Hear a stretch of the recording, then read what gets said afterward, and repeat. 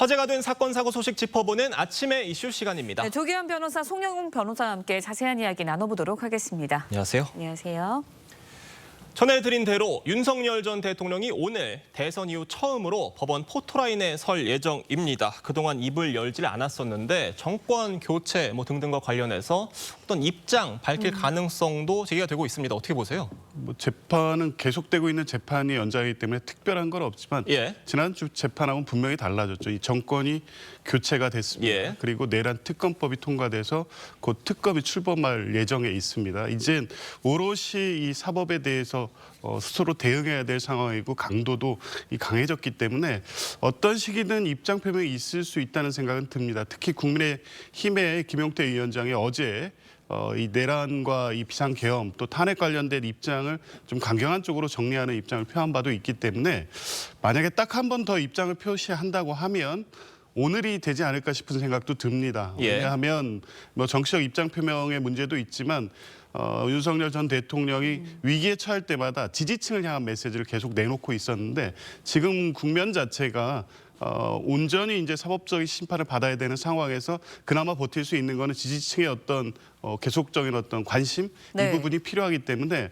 오늘 그런 입장 표명이 있을 수도 있다라는 생각은 듭니다. 네, 이번 6차 공판에서는 지난 공판에 이어서 이상현 전 특전사령부 1공수 여단장이 증인으로 출석합니다. 윤 전 대통령 측의 반대 신문이 있을 예정이라고 하는데 주로 어떤 내용이 다뤄지게 될까요? 그렇습니다. 말씀하신 것처럼 이상현 준장 전 육군 특수전사령부 1공수 여단장이죠. 12월 3일 비상계엄 당시에 국회로 출동해서 현장을 지휘했던 인물입니다. 그리고 지난 5월 26일 5차 공판기일에도 출석해서 검찰 측 주신문에 답하는 증언을 했었는데요. 이날 공판기일에 법정에서 재생된 녹음 파일이 있습니다. 이상현 준장이 자신의 후야 군인들에게 담을 넘어가서 1대대와 2대대가 같이 의원들을 좀 끄집어내라. 문짝을 부숴서라도 국회의원을 끄집어내라라고 지시하는 녹음 파일이 재생이 됐고 이상현 준장은 이 녹음 파일에 대해서 자신이 지시한 것은 곽종근 당시 특수전사령관의 지시였고 그 지시가 윤 전 대통령의 지시였다고 이해했다라는 취지로 증언을 했었습니다. 다만 이러한 증언들은 이제 검찰의 주신문에 답변을 한 것이고요. 오늘은 지난 공판기일에 이어서 윤 전 대통령 측의 반대 신문이 이루어지기 때문에 아마 윤 전 대통령 측에서는 이 진술의 신빙성을 깨기 위해서 다각도로 노력을 할 것으로 보입니다. 네. 그런데 3대 특검법이 이르면 이번 주 공포될 것으로 보이는데 내란 특검법이 공포가 되면 지금 내란 혐의 재판부는 어떻게 되는 겁니까? 내란 특검법 19조에 의하면 이 관할과 관련해서는 형사소송법을 준용하게 돼 있습니다. 근데 형사소송법에서는 원칙은 먼저 사건을 받은 재판부에서 재판하도록 돼 있는데 예외적으로 검사나 피고인의 신청이 있을 경우에 재판부가 결정을 해서 이첩할 수 있도록 돼 있습니다.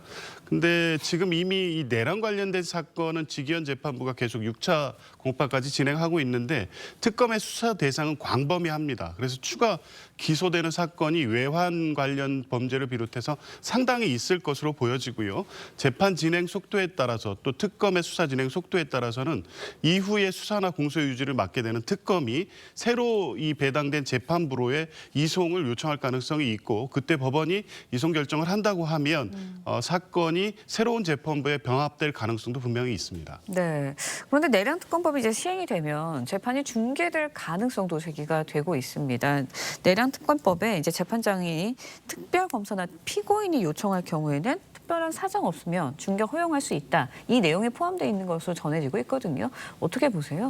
말씀하신 것처럼 그런 조항이 지금 국회를 통과한 내란특검법 11조 4항에 있습니다. 이 조항은 같은 날 국회를 통과한 김건희 명태균 특검법 또 순직 해병 특검법에는 없는 조항입니다. 그리고 특검법 조항에 보면은 중계를 허가하지 아니할 특별한 사정이 있다고 판단되는 경우에는 결정으로 중계를 불허할 수 있다. 이렇게 되어 있습니다만은 그 경우에는 이유를 밝혀서 선고를 해야 된다. 라고 되어 있습니다. 그런데 우리가 결정이라고 하는 것은 판결과 달라서 본래는 선고기일을 잡을 필요가 없고 재판장이 법정에 나와서 주문을 읽어야 될 필요가 없습니다. 그런데 특검법에서는 중계를 불허할 때는 선고를 해야 되도록 정하고 있기 때문에 중계를 불허하고자 할 때는 법원이 상당히 부담이 될 걸로 보여요. 그래서 현실적으로는 중계를 특별검사가 신청했을 경우에 허가가 될 가능성이 상당히 높다. 이렇게 전망이 되고 있습니다.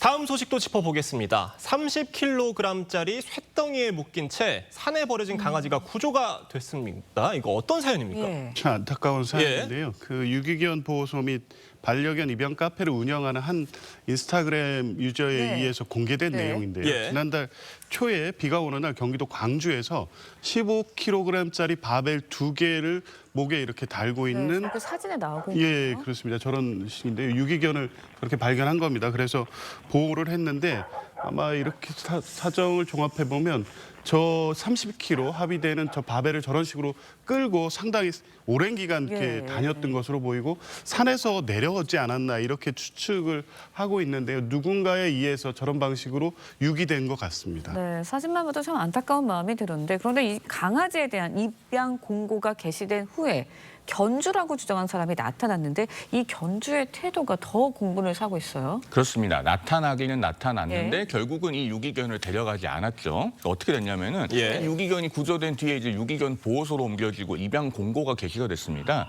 동물보호법상 이제 입양 공고를 하고 열흘이 지나도록 주인이 나타나지 않으면 지방자치단체가 소유권을 취득하거든요. 그런데 한 남성이 나타나서 자신이 이 유기견의 주인이라고 주장을 했고 평소에 잘 돌보던 아이다. 그리고 잠시 묶어둘 데가 없어서 바벨을 사용했는데 강아지가 바벨을 끌고 사라졌다. 이렇게 주장을 했습니다. 그런데 이 남성에 대해서는 동물학대 혐의로 신고가 접수됐거든요. 그리고 남성이 소유권을 포기하지도 않았어요. 예. 그런데 그러면서 막상 이 입양 공고 기간이 끝날 때까지 유기견을 데려가지 않았습니다. 그렇게 돼서 결국에는 최종적으로 소유권을 상실했다고 알려지고 있죠. 네. 아이고.